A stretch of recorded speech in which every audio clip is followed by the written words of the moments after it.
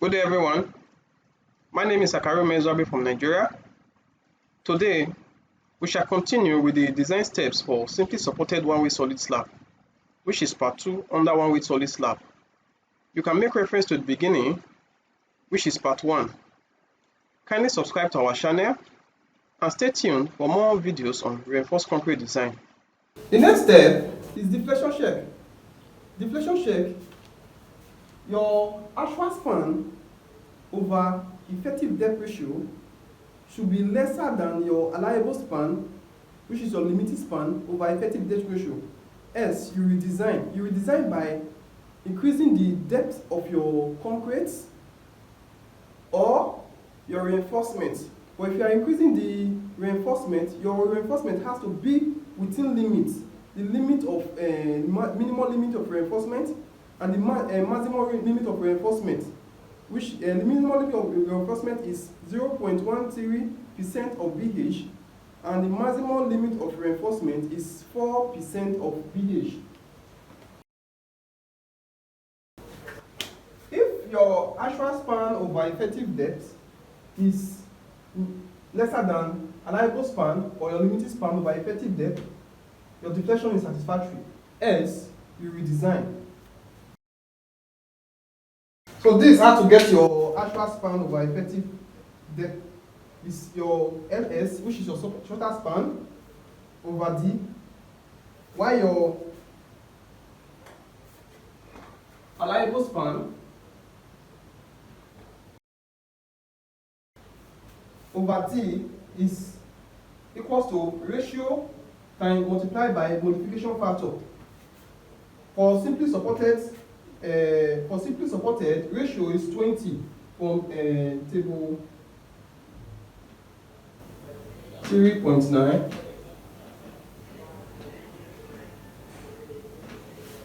The basic span over effective depth ratio for rectangular and flank beams are given on table 3.9 base 8110.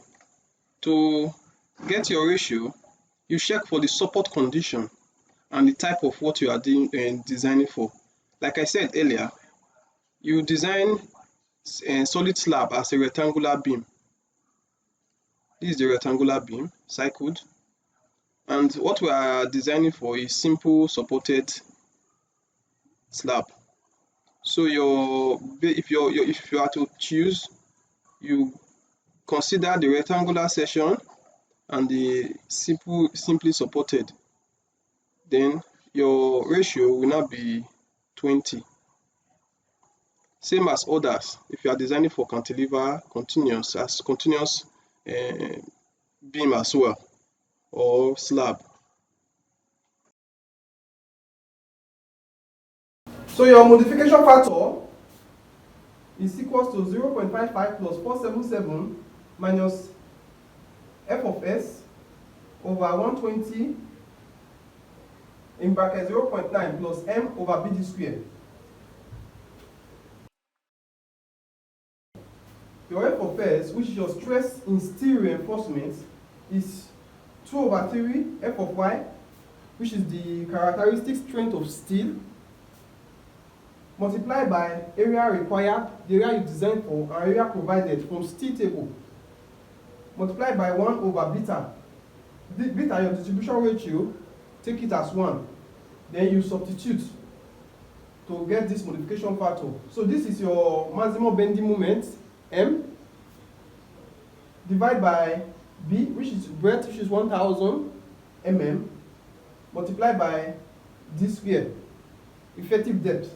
So that you can get your modification factor before you now factor in to get your allowable span over effective depth. So by doing that, so your allowable span over D, which is your effective depth, will now be your modification factor multiplied by ratio, which is 20 for simple supported. So if your actual span over D is lesser than allowable span over D, your deflection is satisfactory, which is okay. But S, you redesign by increasing increasing depth, effective depth, or your steel reinforcement. So we can move over to the next step. That's all for deflation. You need to carry out your shear check. The shear stress of concrete is always greater than the shear applied. That is why we don't provide shear reinforcement for slab. The shear reinforcement should not be provided in concrete for slab lesser than 200 mm. So the first step to take is to look for shear force. Your maximum shear force V is WL/2 for simple supported slab. Then your shear stress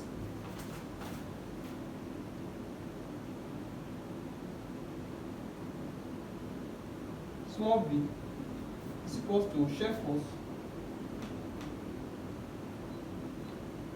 over BD.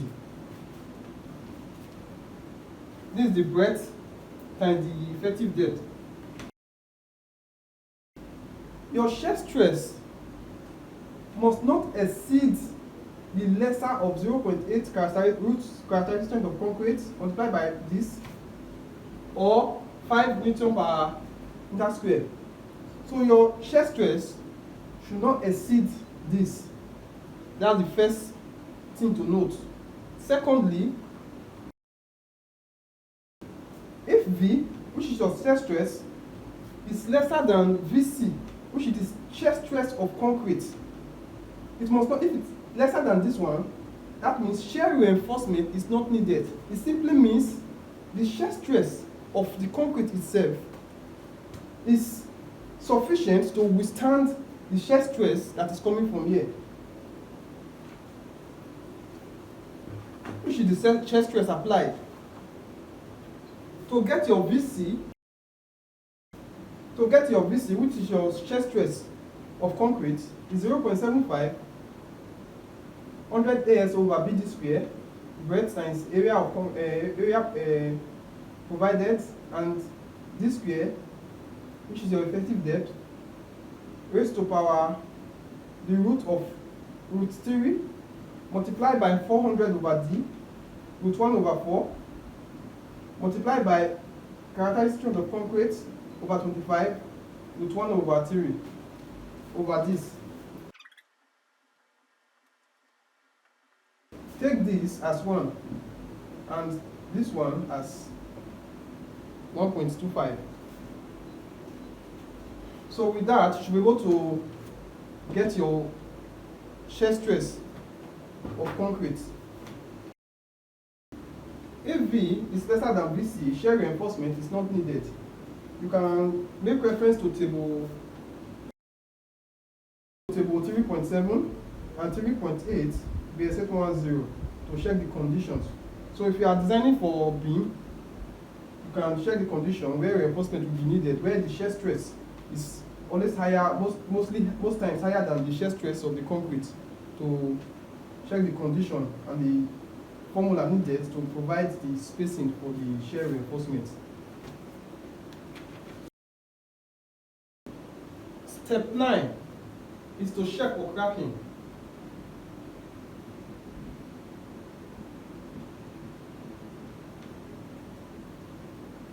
To carry out your crack check, your design must fulfill some conditions. 1, your spacing. Your spacing should be between 75 mm and lesser of 3D or 750 mm. So if your 3D is lesser than 750, you take this, you compare with this, else you compare with this. And this your 75 mm is 50 plus aggregate size.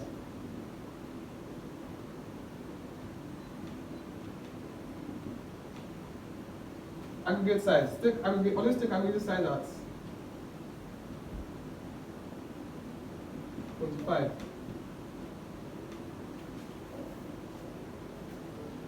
So your spacing should be between this limit. Should be within this limit. 2. Steel area. Your steel area should be within this limit. 0.13% of BH and 4% of BH. So you can make reference to table 3.12.6 and table 3.25.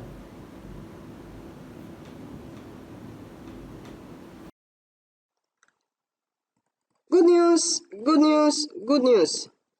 For those who have interest in practicing software on reinforced concrete design, and those who want to further improve their software skill on reinforced concrete design, Grand Maya Nigeria Limited now offer an intensive visual and physical software training on reinforced concrete design. The good thing is that we can now go visual and physical. That means we can reach out to you worldwide. Also, Grand Maya Nigeria Limited do steel and reinforced concrete design and detailing. We deliver worldwide. For more information, kindly reach out to us via call on WhatsApp on +234 81 35 65 3805 or email us at admin@grandmaya.com. Thank you. Step 9, scottingment. This is your slab and this is your support. It can be your wall or beam, whatever. The code states that if V is lesser than VC, which is the shear stress of concrete, over 2, this anchor length, which is your reinforcement from this center line, should be the greater or equals to 30 mm or B over 2. That's what this simply means. That's 1. From your plan, you only provide your main reinforcement at the shorter span, which is this, and you crank.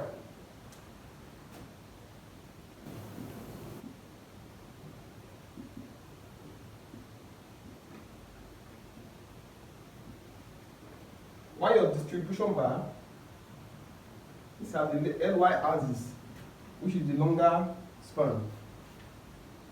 And your distribution bar should just be the minimum of your steel area, which is 0.13% of BH.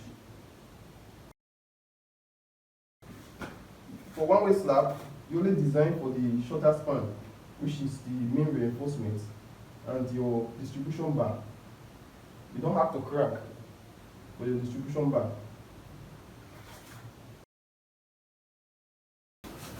This is the section. From this section, what this simply means is that your bending moment concentrates at the mid-span, and that mid-span area is 100%. Your reinforcement, that's your tension reinforcement, is 100% completed at the mid-span. Then, at this end, from the mid-span of your support to 0.1 ls to this length, you can cut. Your bending moment here is minimum. You can use 40% reinforcement here, at least 40%. You can still make it 50% reinforcement of your mid-span area here. From this top here, from here at the end of your support to this point is 0.15 L. That's your short span length. 0.55 and the length where this your reinforcement will extend to. Then the reinforcement at this area can be 50% of your mid-span reinforcement. So that's all for design of one-way solid slab. In our next class, we shall be taking an example to design one-way slab. There you will understand it better. So thank you very much. If this video is helpful to you, kindly like our page and subscribe for more videos on reinforced concrete design. Thank you.